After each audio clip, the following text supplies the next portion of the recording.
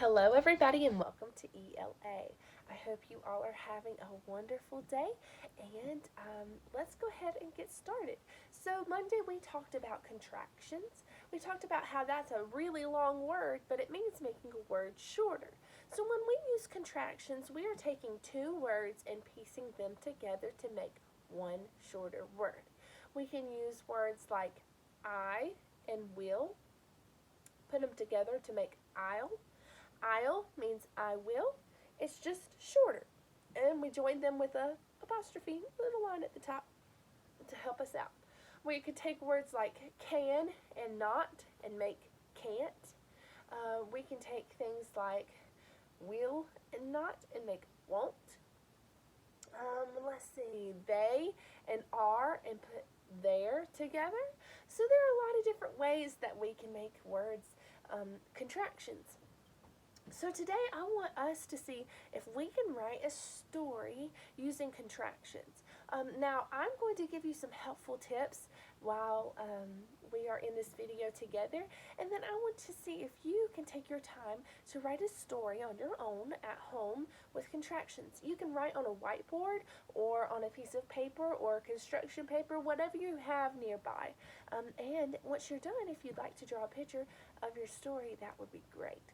So I'm going to show you two different sentences that I have written that have a contraction in them. I'm going to read you the sentences, and then I want you to see if you can find where the contraction is.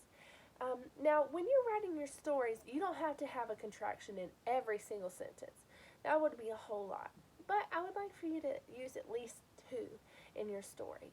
So if you have four sentences, then two of your sentences can have contractions. Or maybe you put both contractions in one sentence. So let's see how that goes. Here's the first one. It says, she'll be back.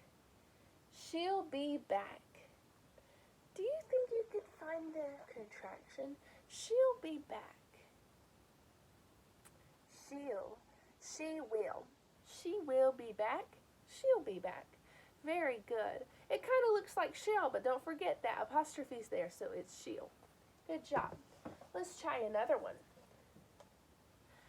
I can't run. I can't run. Which one is the contraction? Can't. I can't run would be like I cannot run.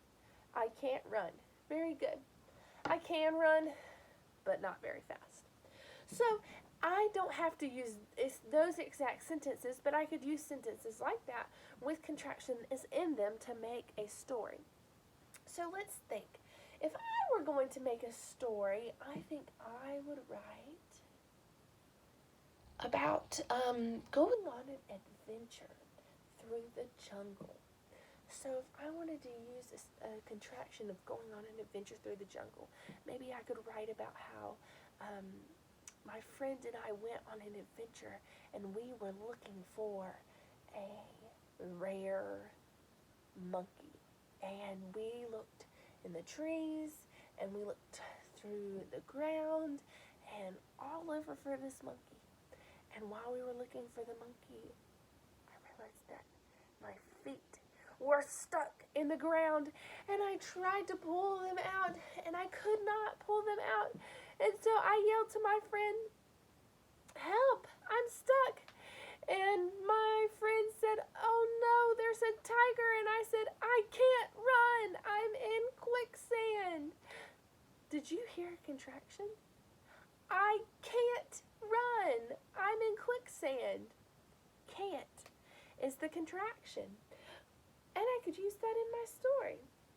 Then we could talk about how I escaped out of the quicksand and ran, and the tiger ended up being helpful and showed us where the rare monkey was, and we were able to find it. How about that? So I was able to use a contraction in that story.